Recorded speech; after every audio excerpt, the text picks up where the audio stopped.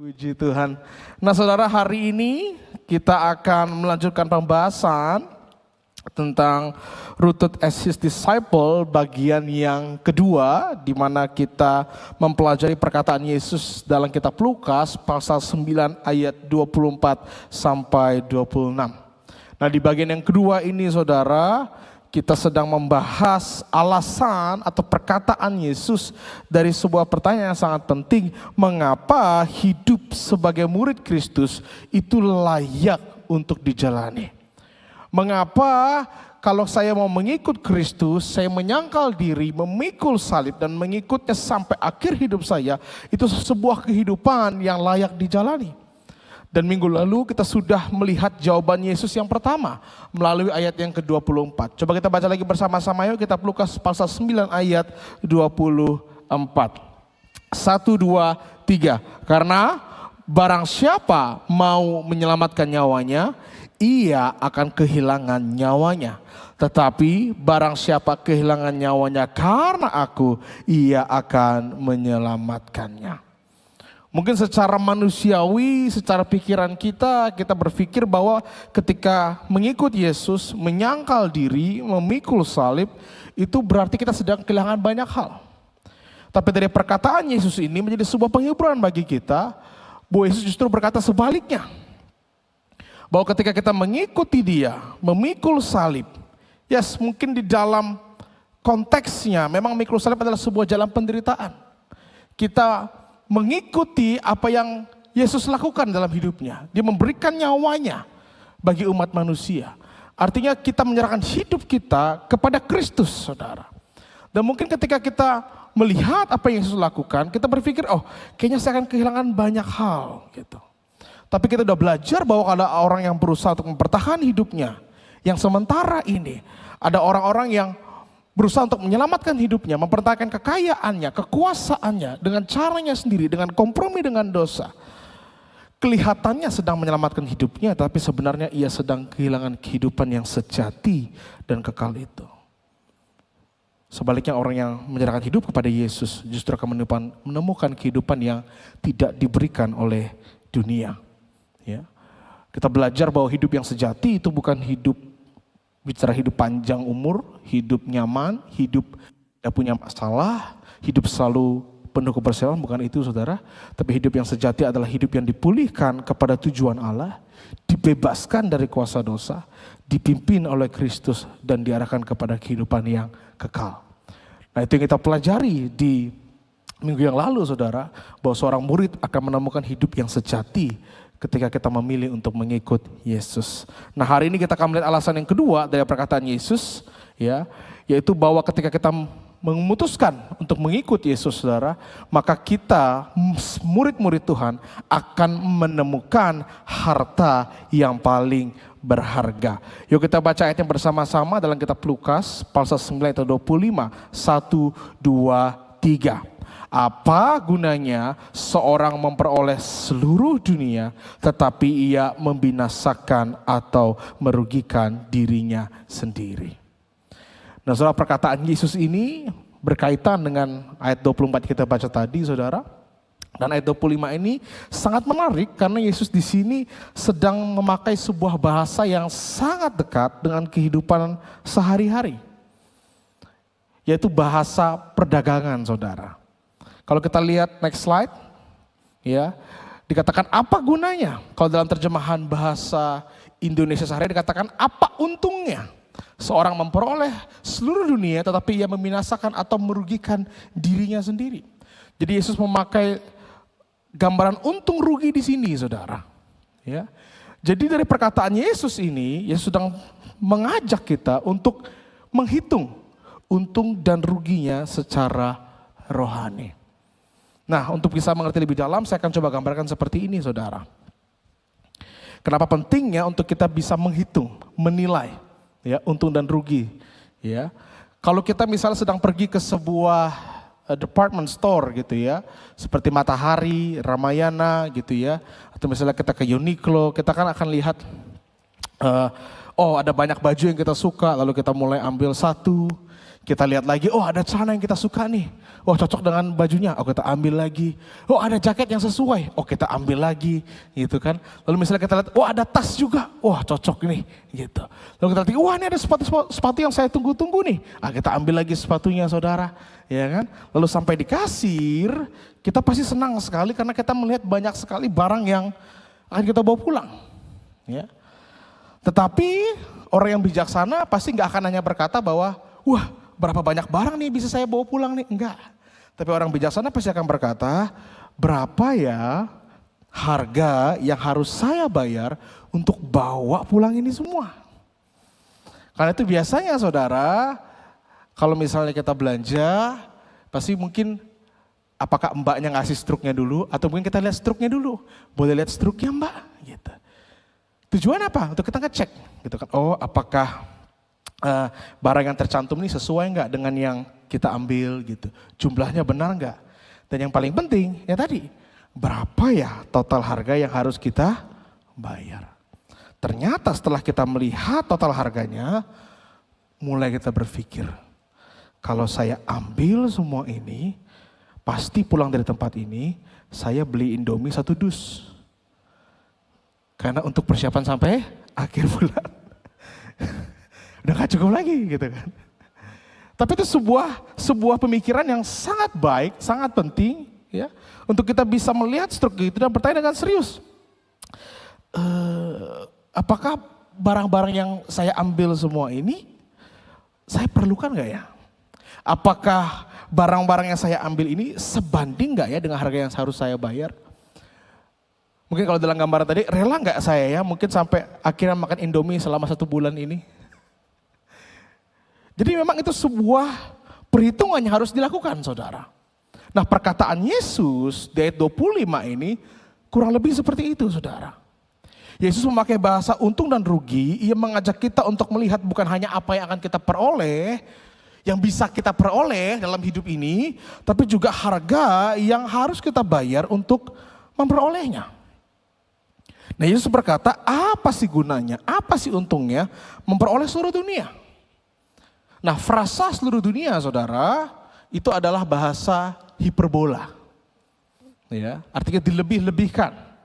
Nah kenapa hiperbola saudara? Karena pada kenyataannya tidak pernah akan ada seorang manusia yang dapat memperoleh seluruh dunia. Tapi itu hanya hiperbola, menggambarkan apa? Yang Yesus gunakan untuk menggambarkan semua hal yang kita kejar, yang kita anggap berharga di dalam hidup ini. Ya. Jadi dunia itu menggambarkan hal-hal yang ingin kita capai, ingin kita kejar. Dan dunia menawarkan banyak hal.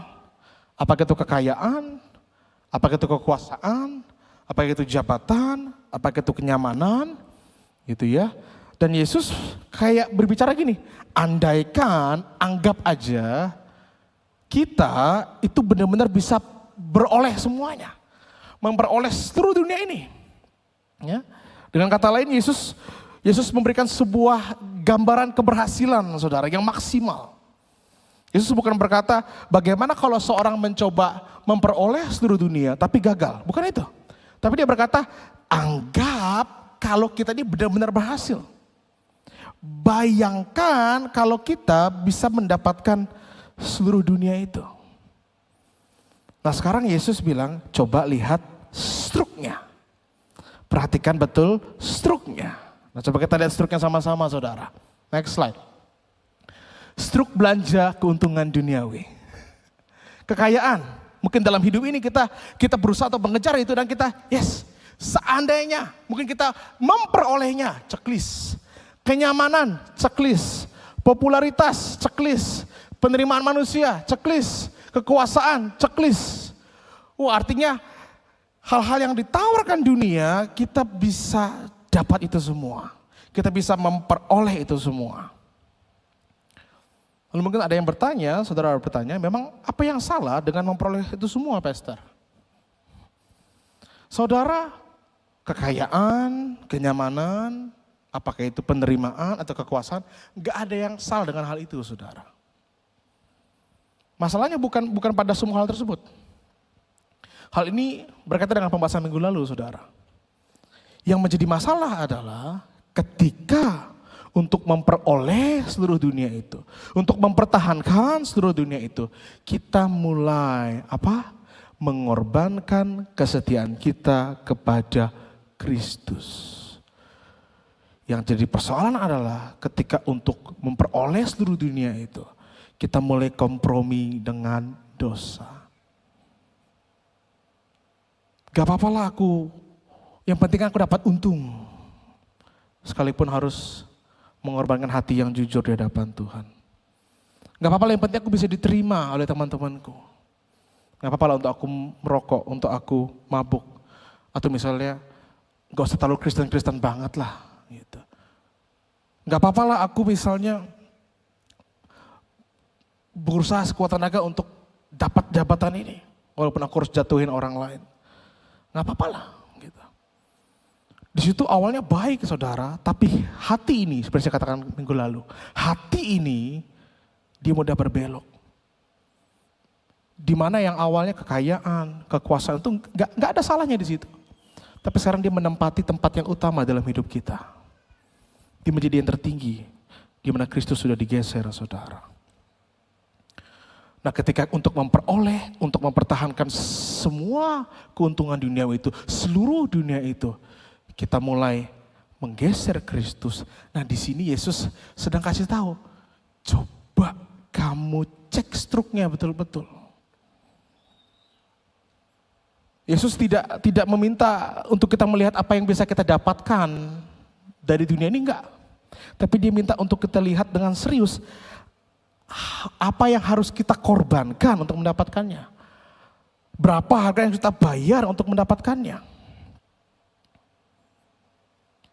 Ya mungkin untuk mendapatkan semua itu kita dapatkan seluruh dunia itu. Tapi sekarang lihat bagian paling bawahnya, total harganya. Apa saudara? Diri sendiri. Itu yang saya katakan. Apa gunanya memperoleh seluruh dunia, tapi harga yang harus dibayar adalah diri kita sendiri.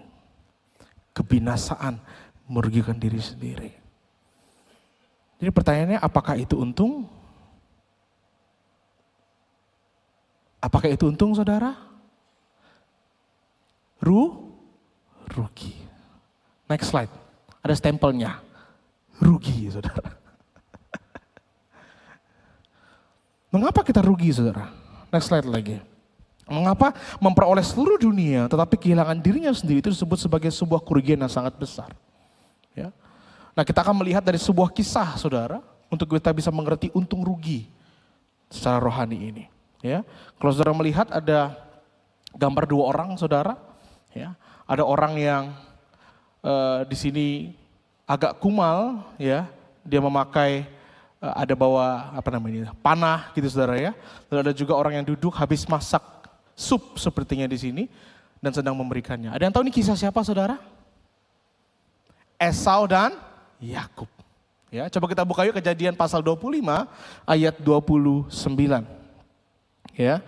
Kisahnya seperti ini saudara. Pada suatu kali Yakub sedang memasak sesuatu. Lalu datanglah Esau dengan lelah dari padang. Karena dia gambarannya bawa panah, dia habis berburu saudara. Ya. Jadi dia lelah, dia capek. Ya. Lalu ayat 30 dikatakan, kata Esau kepada Yakub, berikanlah kiranya aku menghirup sedikit dari yang merah-merah itu. Ya. Kalau gambarnya disebut sup kacang merah saudara. Karena aku lelah. Ya. Ayat 31, lihat respon Yakub. Tetapi kata Yakub, jual dahulu kepadaku hak kesulunganmu. Ya. Hak kesulungan berbicara mengenai berkat yang akan diberikan oleh Allah melalui Ishak saudara untuk anak sulung. Dan Yakub tahu itu dan Yakub berusaha untuk mencari cara bagaimana supaya dia yang menerima hak kesulungannya. Maka dia berkata kepada Yakub, kepada Esau, jualah dahulu kepadaku hak kesulunganmu. Kalau mungkin kita berada di posisi Esau, mungkin kita langsung berkata, enak aja lu. Ini hak saya. Sebagai anak sulung ini berkat saya. Gitu ya. Itu bagian saya. Tapi perhatikan apa yang Esau katakan saudara, ayat 32. Sahut Esau, sebentar lagi aku akan mati. Apakah gunanya bagiku hak kesulungan itu? Wah, kalau kita baca sekilas, wah dia akan mati nih, oke lah, gak apa-apa lah. Tapi saudara perlu perhatikan, pada kenyataannya apa dia mati atau enggak? Enggak saudara.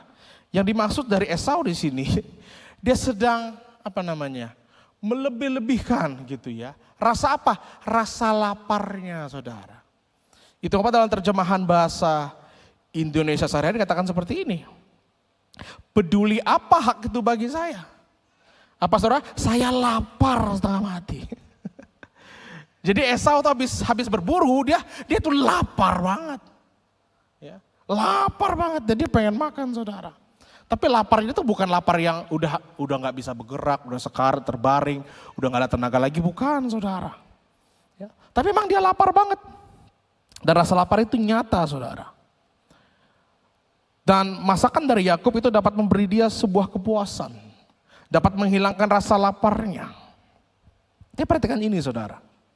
Yang menjadi masalah itu bukan karena makanan tersebut, bukan.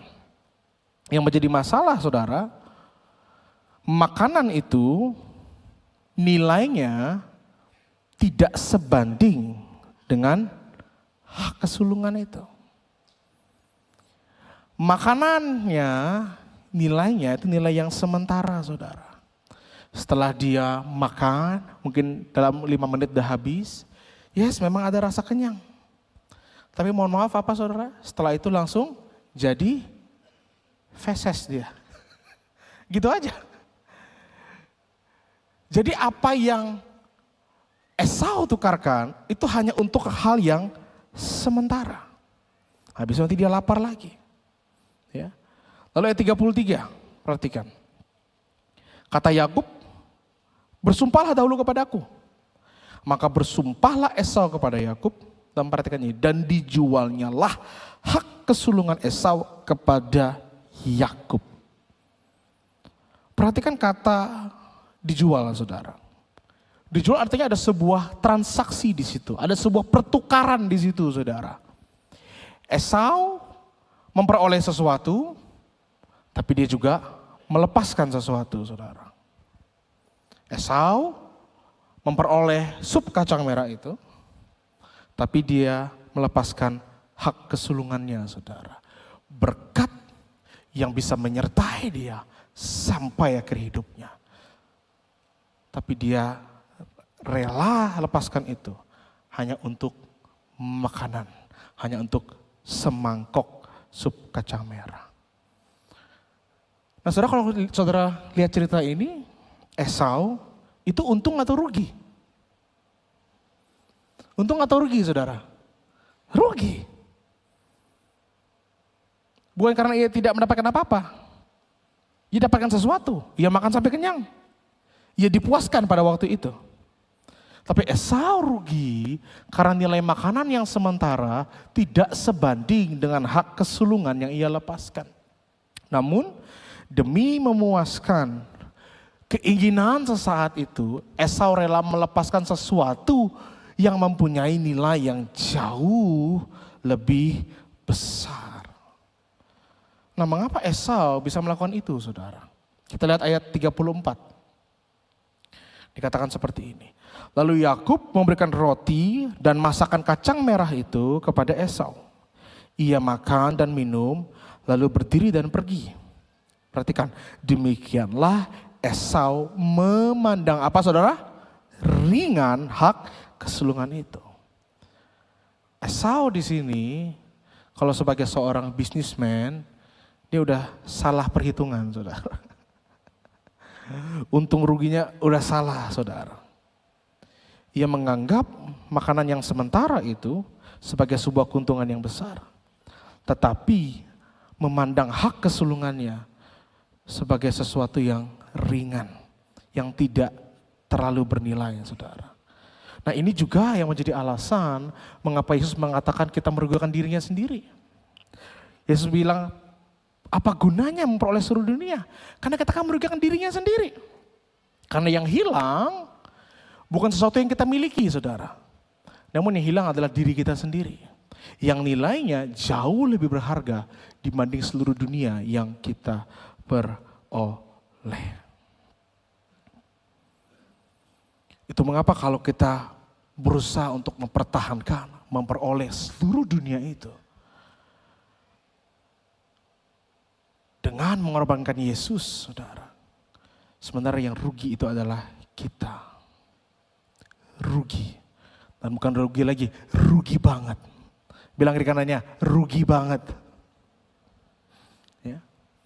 Dan untuk kita bisa mengerti seberapa ruginya kita harus mengerti dulu nilainya jiwa kita, saudara. Nilai dari kehidupan kita. Kadang-kadang kalau kita nggak mengerti nilai kehidupan kita akan memperlakukannya secara murahan, saudara. Saya pernah sampaikan bahwa salah satu cara kita melihat atau menilai sesuatu, atau melihat nilai sesuatu, apakah itu berharga atau enggak, adalah dengan melihat harga yang rela kita bayar untuk mendapatkannya. Misalnya, gambarnya kalau misalnya saya beli laptop ini, saudara, walaupun harganya agak mahal, tapi saya rela bayar harganya karena saya tahu kualitasnya, saya tahu apa yang akan saya dapat. Gitu. Jadi bagi saya nggak ada yang kemahalan di situ. Sesuai gitu. Ya. Nah, ini saya mau katakan bahwa hidup kita, jiwa kita itu sangat berharga. Kenapa? Karena harga yang Yesus rela bayar untuk menebus kita.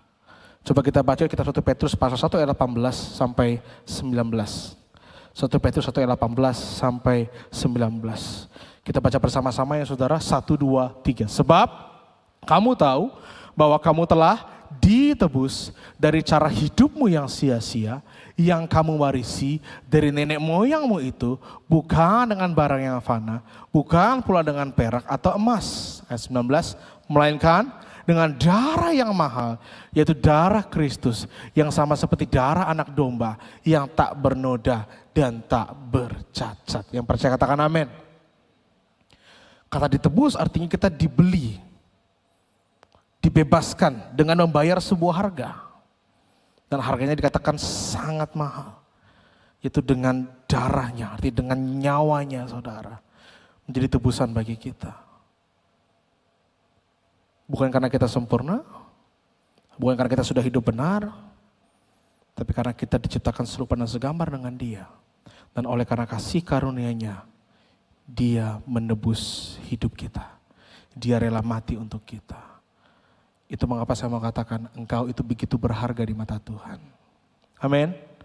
Bilang di kanannya yuk, engkau begitu berharga di mata Tuhan. Tuhan melihat setiap dari kita itu begitu berharga dengan nilai yang sangat mahal. Itu mengapa saudara, kalau kita memperoleh dan mempertahankan seluruh dunia, tetapi kehilangan diri kita sendiri, kehilangan kehidupan kita sendiri, kehilangan nyawa kita mengalami kerugian yang sangat besar. Kenapa? Sebab kita menukar sesuatu yang tidak dapat digantikan dengan sesuatu yang hanya dapat dinikmati untuk sementara. Karena Yesus, sekarang kita beroleh hidup yang kekal, saudara.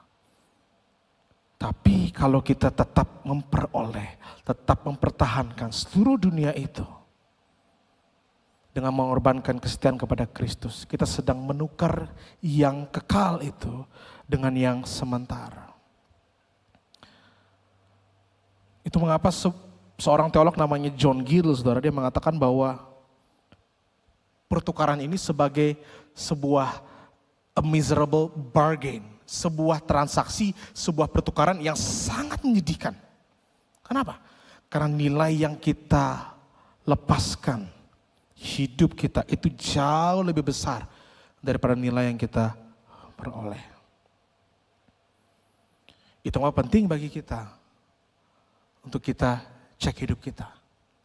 Apakah mungkin selama ini kita tetap mempertahankan, berusaha memperoleh seluruh dunia itu dengan cara kita sendiri,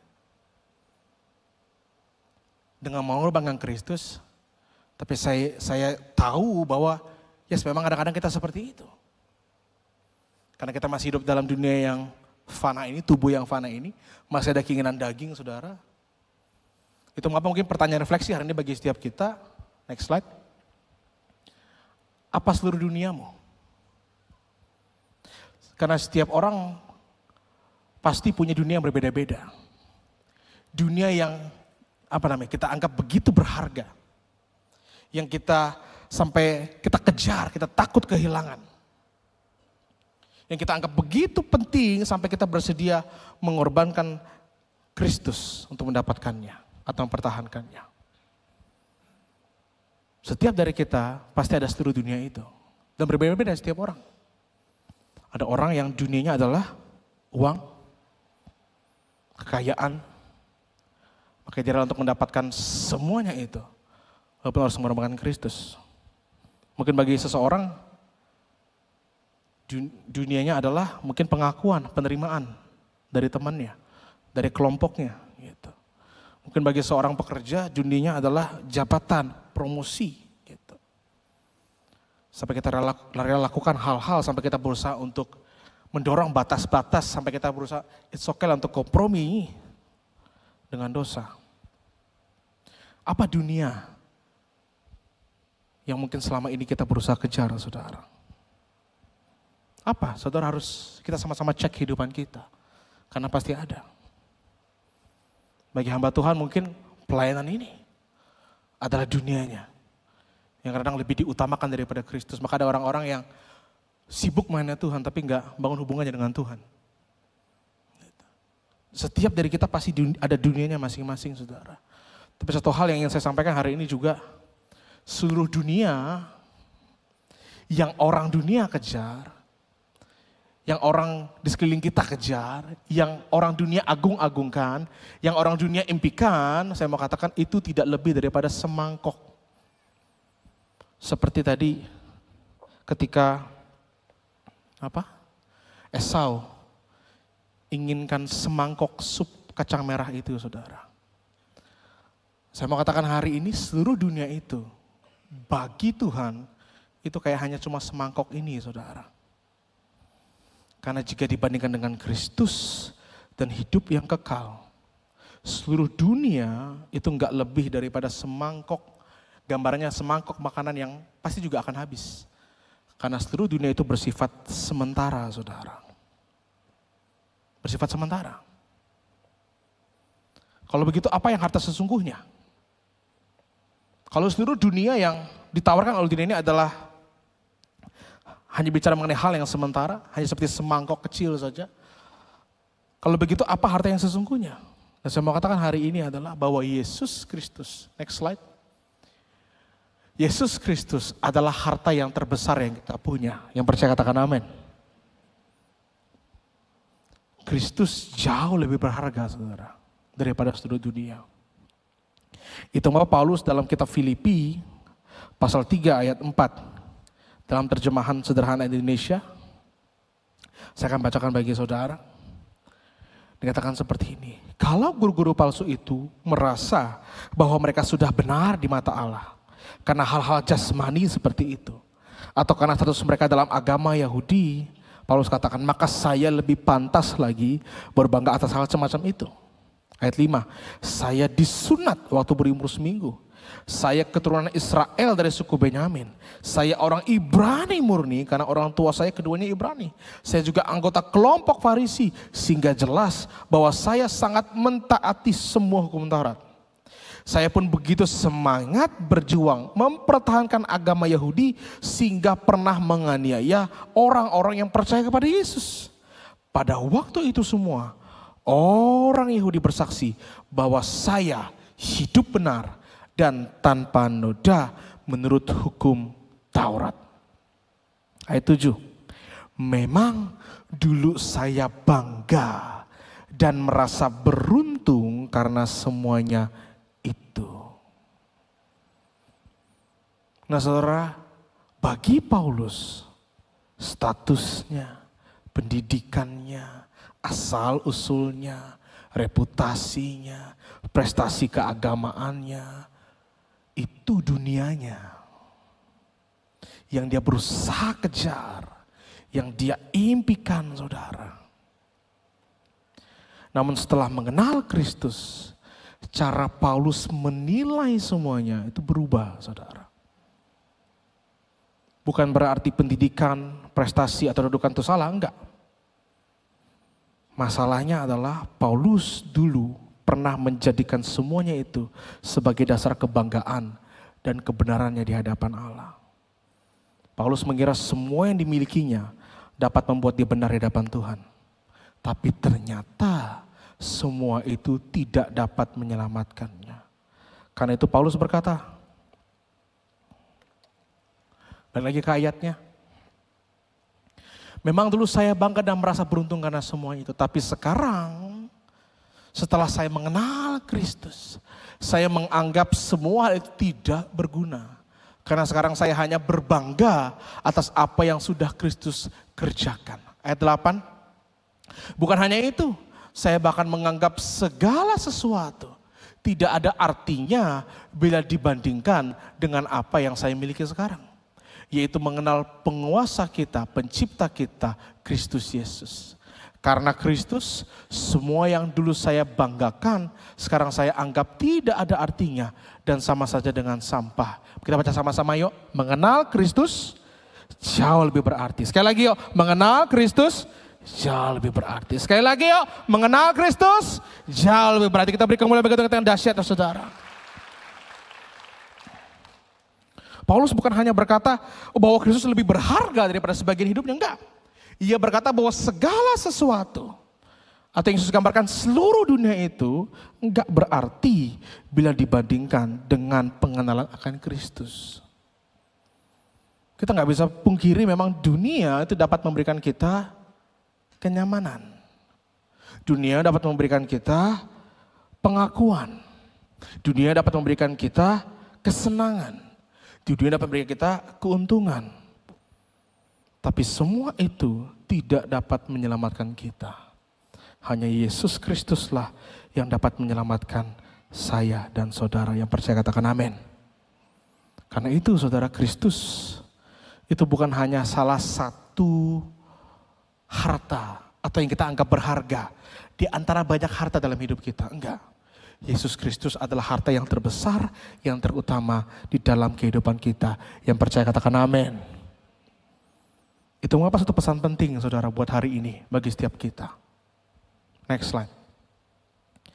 Jangan tukar Yesus dengan semangkok dunia. Sekali lagi saya katakan, jangan tukar Yesus dengan semangkok dunia. Seluruh dunia kita dapatkan saudara itu hanya semangkok saja. Seperti Esau makan, dapat kepuasan sesaat, setelah itu hilang. Karena bersifat sementara saudara. Seluruh dunia yang bisa kita berusaha kita cari, itu bersifat sementara. Gak ada yang bisa kita bawa pulang saudara. Itu apa dalam hidup ini, jangan pernah kita tukar Yesus demi semangkok dunia. Nah sekarang apa dunia saudara? Apa mangkok dunia saudara? Apakah cinta? Karena ada orang yang rela demi mendapatkan cinta itu karena dia baik sama saya, pastor. Dia perhatian sama saya, mukanya ganteng, mukanya cantik. Dia adalah duniaku. Tapi dia gak seiman, gak apa-apa pastor. Yang penting aku sama dia. Dia adalah duniaku. Dan kita rela untuk tukarkan Yesus demi semangkok. Apakah itu kecantikan? Semangkok gantengan kah? Yang suatu saat pasti akan hilang? Atau suatu cinta kah? Tapi hanya bukan cinta yang sejati, cinta yang sesaat saja.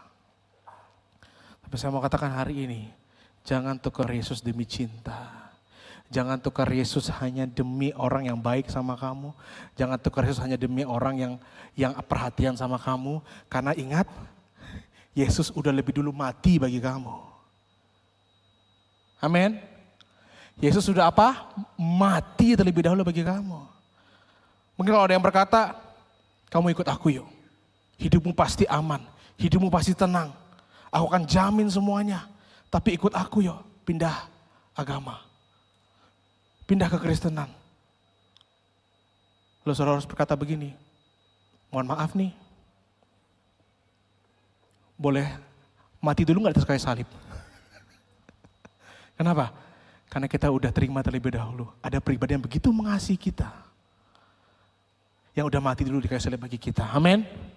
Jadi jangan tukar Yesus demi cinta. Jangan tukar Yesus demi semangkok kekayaan. Jangan supaya kita dapat keuntungan sebanyak-banyaknya, kita nipu orang sebanyak-banyaknya. Kita menghancurkan orang sebanyak-banyaknya. Kita berusaha untuk cari-cari celah sedemikian rupa. Ya. Untuk apa? Supaya dapat keuntungan sebanyak-banyaknya. Tapi itu hanya semangkuk kekayaan, saudara. Jangan tukarkan dengan Yesus yang adalah Allah. Dia adalah Allah yang akan memelihara kehidupan kita. Yang berkata, hei lihat burung di sana. Burung aja aku kasih makan kok. Dia gak pernah minta tapi aku kasih makan kok. Kita yang lebih berharga daripada burung. Dia pasti pelihara hidup kita, amin. Dan kita Filipi pasal 4 dia katakan, Allahku akan memenuhi segala keperluanmu menurut kekayaannya dan kemuliaannya. Itu apa? Jangan tukar Yesus demi semangkuk kekayaan yang sementara ini, yang fana ini. Apalagi, jangan tukarkan Yesus dengan apa? Dengan semangkuk mungkin jabatan kah, promosi kah, yang kita berusaha kejar.